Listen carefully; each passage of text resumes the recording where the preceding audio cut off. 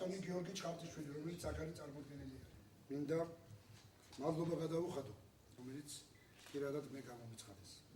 ის ანსამბლის მიმართ გააჩნიათ ანსამბლი. ეს არის 90 წელი ხაბაძე, მირიან ჩხიკვიშვილმა და სხვა. ხელმძღვანელობაში არის ახსენები ქორეოგრაფიული სახელმწიფო ქორეოგრაფიული ანსამბლი. ბატონი გიორგი ჩაჩა.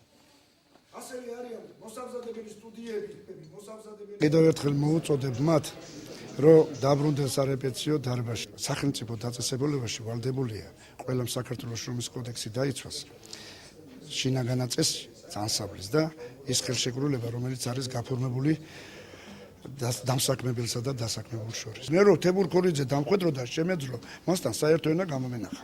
მაგრამ მე დავნიშნი ახალი სამხატვრო ხელმძღვანელი და სამხატვრო ხელმძღვანელი გიორგი ჩაჩავაა და მაპატიეთ, მაგრამ წონადობასაც გააჩნია. გიორგი ჩაჩავას და ქორიძის წონადობას. გაფრთხილება უკვე 3 თებერვლის შემდეგ მიმდინარეობს მათთან. ასევე წერილობითი გაფრთხილებებიც უკვე მიიღეს.